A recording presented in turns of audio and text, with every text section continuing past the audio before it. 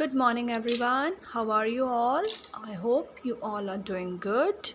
So, students, in previous maths class, we have completed till the exercise 7.3, and today we are going to solve the questions from the exercise 7.4.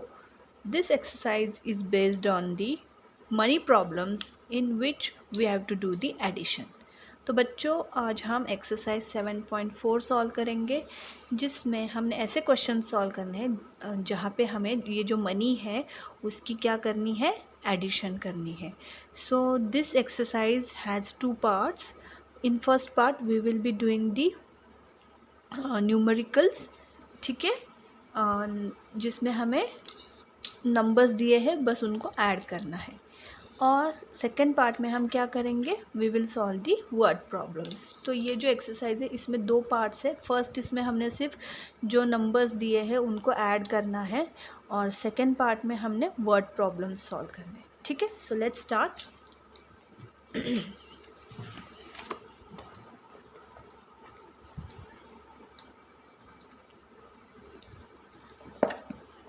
Exercise 7.4, question number 1. So here we have to add rupees 38 and 25 paise with rupees 41 and 3 paise. So while adding the monies, we have to separate the rupees from the paise. So rupees के अलग column होगा और पैसे का अलग column होगा. तो पहले हम पैसे ऐड करेंगे. जैसे हम नॉर्मल एडिशन परफॉर्म करते हैं नंबर्स का, वैसे ही एडिशन करना है. We will start adding from the ones place digit first, then tens place, then 100, फिर ऐसे करके. बट यहाँ पे पहले हम पैसे के कॉलम से शुरू करेंगे, फिर राइट टू लेफ़्ट मूव करते करते आपने एडिशन करना है, ठीक है. So 5 + 3 is equal to 8. So I will write 8 in the answer. Next 2 + 0 is equal to 2. So यहाँ पे आंसर में आएगा 2. नेक्स्ट अब पैसे के कॉलम्स के एडिशन होगी, अब रुपीज़ के कॉलम के addition. 8 + 1 is equal to 9. Okay, and 3 + 4 is equal to how much, 7. So the answer is 79 rupees 28 paise. कैसे बोलोगे इसको, these numbers are in rupees column and these numbers are in paise column, है ना. ये पैसे के कॉलम के अंडर आ रहा है और ये नंबर्स रुपीज़ के कॉलम के अंडर आ रहे हैं. तो हम रुपीज़ को रुपीज़ बोलेंगे और पैसे को पैसे बोलेंगे. तो 79 रुपीज़ 28 पैसे, या आप इसको ऐसे भी बोल सकते हो, रुपीज़ 79.28. ओके, यहाँ पे हम सेपरेट भी कर सकते हैं रुपीज़ को पैसे से बाय गिविंग अ पॉइंट. तो फाइनली हम कैसे बोलेंगे, रुपीज़ 79.28 पैसे, या आप ऐसे भी बोल सकते हो 79 रुपीज़ एंड 28 पैसे. Okay, next question number 8. Again right rupees under the rupees column and paise under the paise column. तो पैसे को पैसे में लिखो, रुपीज़ को रुपीज़ के कॉलम में लिखो. 60 रुपीज़ 90 पैसे प्लस 8 रुपीज़ 9 पैसे प्लस 2 रुपीज़ 85 पैसे. सो 0 + 9 is 9. 9 + 5 is 14. So I will write 4 in the answer. 1 will be taken as a carry forward to the next place. 1 + 9 is 10. 10 + 0 is 10. And 10 + 8 is 18. So I will write 8 in the answer in this column, and 1 will be taken as a carry forward in the rupees column. तो ये जो 1 है वो कहाँ जाएगा, पैसे से move करके रुपीज़ के कॉलम में लिखेंगे, ठीक है.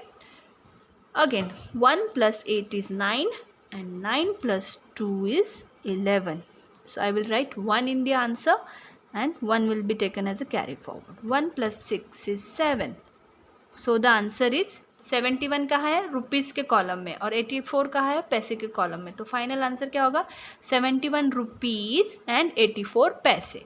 और इसको आप पॉइंट के साथ कैसे बोलोगे, रुपीज़ 71.84 पैसे, ठीक है. Next question number 10. So in question number 1 and 8 they have given us the numbers in the rupees and पैसे कॉलम. अब यहाँ पे हमने अपने यहाँ पे जो नंबर्स दिए हैं इनको हमने पहले रुपीज़ और पैसे के कॉलम में लिखना है. So question number 10, we have to add rupees 27.70 with rupees 0.05 and rupees 18.96. Okay, so start writing rupees under the rupees column and पैसे under the पैसे column. So 27 है रुपीज़ में, 70 कहाँ है पैसे में, तो उसको लिखेंगे पैसे के नीचे. 0 रुपीज़ मतलब 0 लिखेंगे यहाँ पे. पैसे कितने हैं 05, तो यहाँ पे we will write 05 only. While writing in पैसे column, make sure that you are writing the correct digit under the correct column. तो वंस प्लेस की डिजिट जाएगी वंस प्लेस में और टेंस प्लेस की डिजिट जाएगी टेंस प्लेस में. तो 5 पैसे है ना, इसलिए 5 जाएगा वंस प्लेस के कॉलम में पैसे में और 0 जाएगा टेंस प्लेस के कॉलम में, जो पैसे का टेंस प्लेस का कॉलम है वहाँ पे.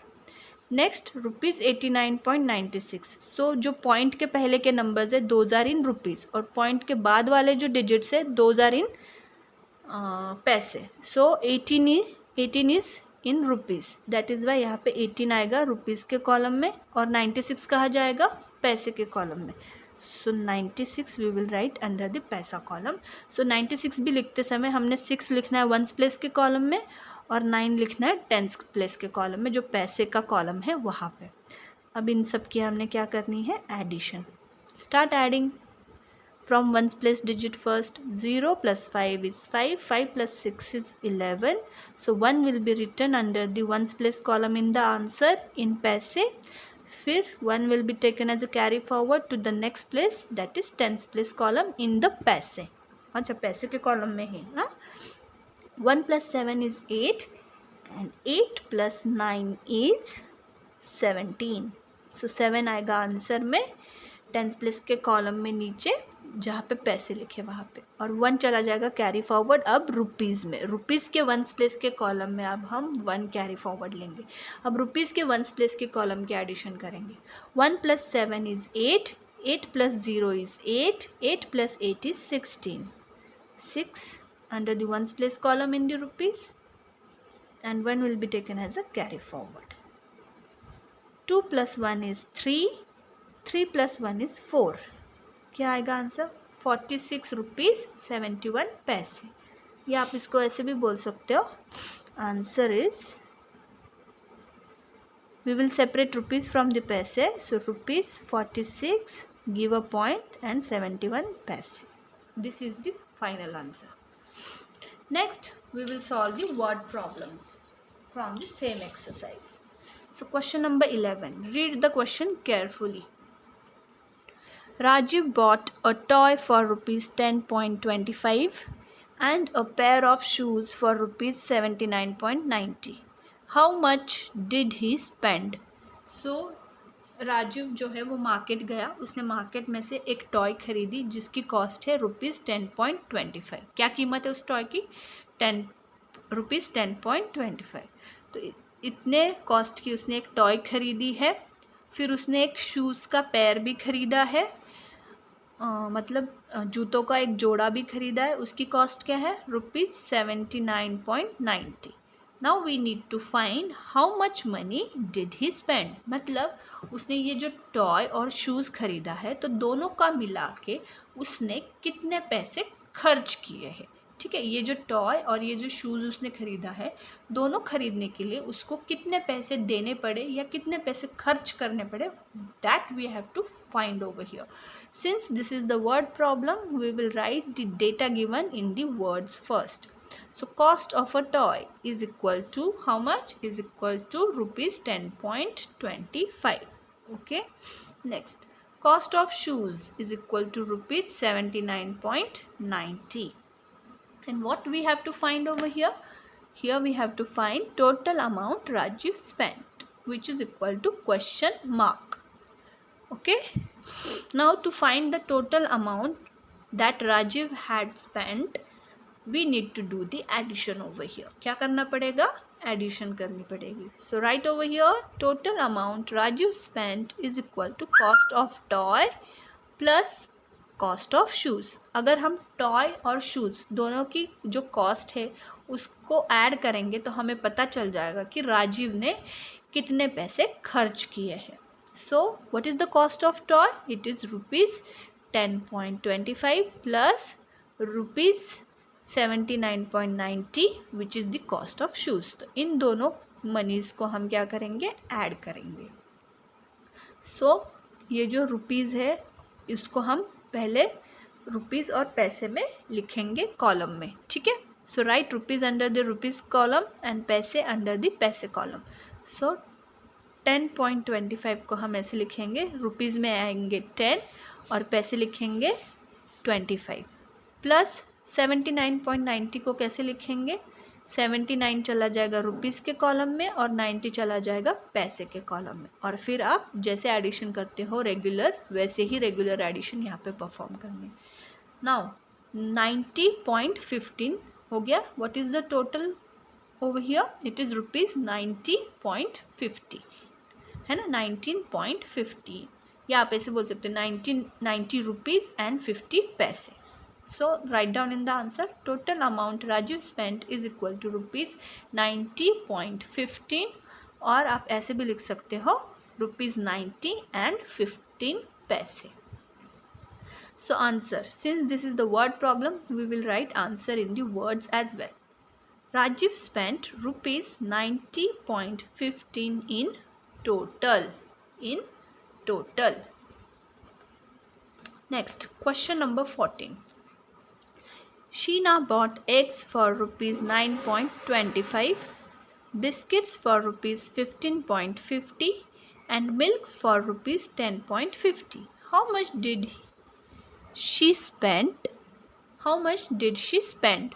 तो यहाँ पे शीना ने पहले एग्स खरीदे हैं, फिर बिस्किट और फिर मिल्क, और तीनों की कॉस्ट हमें पता है। तो अब हमें फाइंड आउट करना है कि शीना ने एग्स, बिस्किट और मिल्क तीनों के मिला के कितने पैसे खर्च किए हैं, ठीक है। So first of all we will write down the data given. Cost of eggs is equal to rupees 9.25, cost of biscuits is equal to rupees 15.50, cost of milk is equal to rupees 10.50, and total money spent is equal to how much, is equal to question mark, because we have to find this.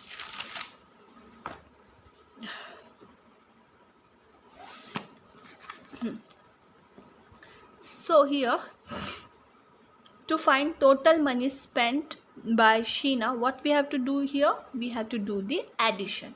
And what we will add over here, we will add cost of eggs with the cost of biscuits with the cost of milk. तो जो तीनों चीज़ें उसने खरीदी है, उन तीनों चीज़ों की जो कॉस्ट है, प्राइस है, उसको क्या करेंगे, हम ऐड कर देंगे। So what is the cost of eggs, it is rupees 9.25, so 9.25 plus rupees 15.50, this is the cost of biscuits, plus rupees 10.50, what is this, rupees 10.50 is the cost of milk. अब इन सब को हम column form में लिखेंगे, तो rupees के under rupees लिखो, पैसे के अंडर पैसे लिखो, और जैसे हम रेगुलर नॉर्मल एडिशन करते हैं वैसे ही एडिशन करना है। Now after adding we can see that 25 is under paisa column and 35 is under the rupees column. तो जो रुपीज़ है उसको रुपीज़ बोलेंगे, पैसे को पैसे बोलेंगे। तो कैसे इसको रीड करोगे आप, this is nothing but rupees 35 and 25 paise, rupees 35 and 25 paise. Therefore total money spent is equal to rupees 35.25, ठीक है। Now write your answer in the words. Answer, Sheena spent rupees 35.25 in total. Sheena ने कितने पैसे टोटल खर्च किए हैं, रुपीज़ 35.25, ठीक है। Now last question from today's class, question number 16.